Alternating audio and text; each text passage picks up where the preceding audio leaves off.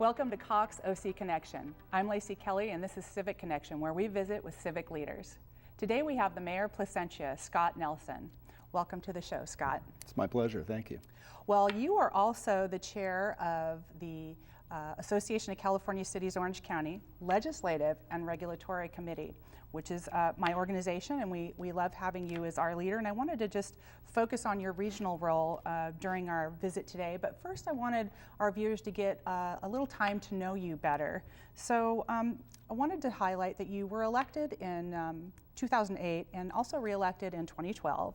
And you were just appointed, I believe, for the fourth time in 6 years as mayor, which is a phenomenal record. I believe the most significant record of mayoralship in Orange County. Can you talk to us a little bit about that? Well, certainly. I'm not sure if it's congratulations or condolences, but thank you very much. But you know, I do want to say it's a very humbling experience to be chosen by your council and your constituents to serve as their leader for the fourth time in 6 years. But you know, in saying that, I want to make a point. Council is a team. So it's not I, it's we, and we have to work together. If you're going to move your city forward, council has to work as a team. And I think also, too, that you have to recognize, I don't think anybody would argue that Ronald Reagan wasn't a great leader. But he was primarily a great leader because he had a great cabinet and great staff. So I'd like to say that, you know, particularly in our city, we have a city manager, Troy Bootsloff, just has done a phenomenal job. Staff he has assembled is just top-notch. And, you know, quite frankly, they're the ones who get things done. So I couldn't be more grateful to anybody. Makes it easier for you to do your job for the city, I'm sure. Yeah, absolutely. Okay, well, maybe you can share with us a little bit what drove you to public service. What made you want this elected official job? Well, I'm not sure anybody ever really wants an elected official job. It's never what it seems afterwards. But I think it's a natural progression. I think a lot of people would recognize the same thing that I did, that they do. When kids were little, you sign them up for Little League, Bobby Sox, soccer. Invariably, they say, thank you for signing your child up. We need coaches, we need board members for the leagues, and it's kind of a natural progression. I've always been involved in that. I got involved in local politics about 2000. I served on the Planning Commission for the City of Placentia. I was also the chair of the Financial Audit Oversight Committee. So it's kind of been a natural progression for me. Okay. What do you think have been your accomplishments during your tenure so far? Well, my accomplishments are probably a little bit different than perhaps some other elected officials. I've kind of had to work backwards in my city. I kind of feel like the last 5 years have been about 500 rounds of a kind of a brutal boxing match. But when I came in, when I first got onto council and I became mayor, we were approximately $6 million in the hole. General fund deficit, we were running at a budget deficit. And I think that through the work of the staff that I've talked about before, we hired Mr. Bootsloff in 2008. We have actually come back into the black, which to me is a huge accomplishment. Absolutely. We had an audit from a state agency that had funded a capital works project in the city. Same time in 2008, they said we want $36 million of this money back. So you've got $6 million in the hole, somebody else wants $36 million. We were able to climb out of that also. So in spite of the fact that I haven't had much time to do else as far as economic development, things like that, I think that these have been some very, very big accomplishments. We've certainly been able to avoid the B word, or bankruptcy, and quite frankly, I think that those are big accomplishments right there for a bedroom community like ours. Absolutely, that's impressive. So you've accomplished that. What are your goals going forward? Pretty much the same thing. Okay. You get back to even, now you've got to climb up the ladder. But I think that what we're doing now is especially interesting. We are a bedroom community, as I said, and bedroom communities historically have subsisted on property tax. We've learned, many cities have learned that you can't do that. You have to create revenue, and that usually comes through commercial or retail sales tax. So what we've done now, we're doing two things now that I think are especially interesting. We're aggressively trying to develop a older part of our city, which was primarily industrial and manufacturing, into commercial and retail to create that sales tax revenue. But this year we've also brought in an outside agency which is essentially doing a forensic audit of management in our city. and the entire operation. So we are going to go through, and I think we're going to try and achieve what every city ultimately wants to achieve, and that's to become a very lean, efficient running machine. Okay, I'm sure your taxpayers will appreciate that too. So shifting gears a little bit, you have a pretty significant regional role through the Association of California Cities, Orange County. You're the chair of the Legislative and Regulatory Committee that really works for and represents all the cities in Orange County, looks at bills and regulations that impact cities. What was your reason for wanting that role? You've been in a couple years now, done a phenomenal job. What do you think is important about that role? Lacy, I think that any elected official has an obligation to be able to operate both on a regional and statewide basis. It's easy to become elected local official. I have a saying that anybody can become an elected official, but that does not mean that everybody's effective. So you have to have the ability to step outside of the box. You have to have the ability to get involved regionally, county, with your other local elected officials, and also on a statewide basis. So and I think what happens there, especially with the ACC and the Ledge Committee, is that we have a very effective committee, as you talked about before. What we do is we look at all the legislation that comes through the state and how it affects the city's local control and economic development in the city. So I think that that's absolutely vital to have to be able to do as an elected official. Absolutely.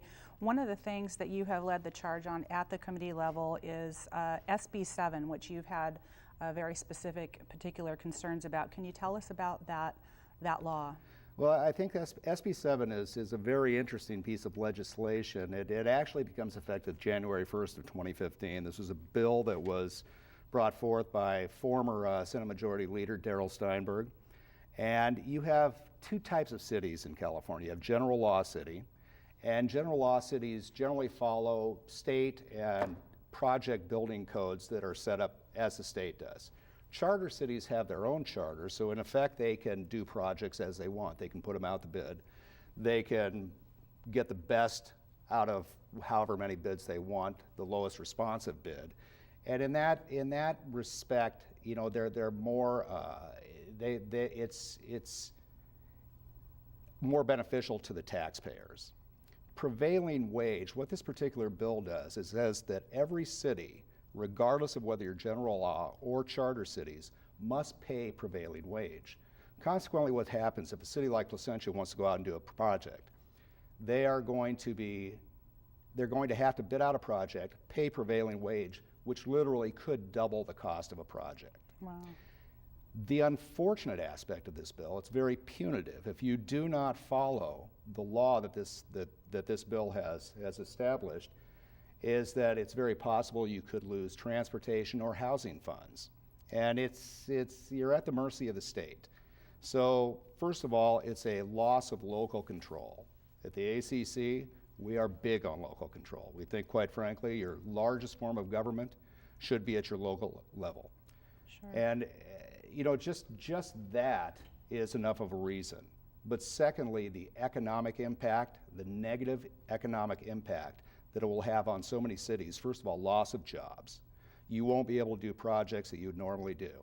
And then to be penalized by the state on top of that for loss of transportation funds or housing funds that your constituents so desperately need and you need to run your city is just, it's not good law. That's frustrating. It is. It's very frustrating. Well, I know that you are encouraging us to embark upon an education program so that at least cities know what's coming at them. And I was going to ask you about the impacts, but you did a good job including that in your answer. It sounds like costs are going to potentially double, there will be a loss of jobs, and there will probably be some other impacts as well. And we are, as you said, just quickly, the ACC, the Ledge Committee, is going to embark on an education type of system that goes through the cities, tells them what's going on. I know that there are a lot of cities that are newer in the South County. This will affect them heavily. Cities like Anaheim, who have an enormous amount of jobs going out to bid. It's going to be difficult to get a lot of work done. Mm-hmm. And you know, even if you're a general law city that already pays prevailing wage, this should be enough to frighten you just because of what the state is trying to do to take away local control. Sure, sure. Okay, well, thanks for that. One of the other things that you are taking the lead on through your committee is our annual Sacramento Trip, where we go with the business community, all the regional government agencies, cities, to Sacramento to try to talk to our legislators about our community's interests, and we're doing that towards the end of February. You want to talk a little bit about the importance of that trip and how it impacts Orange County residents? Yeah, you know, to me, this committee is so effective, and it's made up of local elected officials in our organization from across the county. And this is an annual trip we take every year, and it's also in combination with the Orange County Business Council. And I think what's so effective about our legislative committee is we don't look just at bills that affect local control, but we also look at bills that are going to affect economic impacts on cities. And there are other organizations, they primarily focus on local control. We kind of step outside of the box, and we feel it's our obligation to protect our constituents in this respect. And having the OCBC they're a great partner. You go up to Sacramento. Secondly, I would say that one of the things that I really appreciate about this trip, and I think one of the things that the ACC does and they're so effective at, is we create relationships with our legislators. We create good relationships, not the normal adversarial relationships that usually go on between a city and state officials. So I think that this has been very effective. In fact, on the Ledge Committee, we have representatives from our Assembly office and our Senator's office. And we're in contact, direct contact with them all the time. And we've created very good relationships. They're very cordial. And consequently from that, they listen to us. Absolutely. Which is very unusual, but. Okay, well, one of the things I always like to ask, you are a small business owner. Mm-hmm. And a family man, and mm-hmm. I know you still have, I think, at least one child at home. How do you balance your duties for the city, your regional role with your family life and your business? I'm not sure if there is ever a balance in there. I know that as many local elected officials that I think that at last count, Lacy, I sit on 14 different committees, commissions, oh my goodness, or boards. So there's not a lot of time. Yes, I do believe I have a 16-year-old at home. She's a lot taller every time I walk in, especially when I left 2008 to start this job. But as I said before, if you're a local elected official, you have an obligation to represent your constituents on a regional and statewide basis. If you don't have the ability to do that, or you don't want to do that, let somebody else do it. Mm-hmm. But this is how you're most effective. This is how you represent your city. This is how you get the word across. This is how you tell your state legislators what needs to be done. This is what their constituents, and remember, these are their constituents also. This is what they're saying. This is what they expect. So I think as elected officials, local elected officials, if you think you're just going to go to 2 city council meetings a month, you might want to think differently and hand the reins over to somebody else. But I know what the job is. I knew what it was when I took it, as many of us do. And I'm happy to do it. That's excellent. Well, you're certainly a model leader for other people who do what you do in this county and across the state. And I want to thank you for taking the time to visit with us today. And perhaps we can get together again and have you back on after the Sacramento trip and see what you were able to accomplish. Be my pleasure. Okay, Thank you well, very much. Thanks for being here. Thanks for watching Civic Connection. We'll see you next time.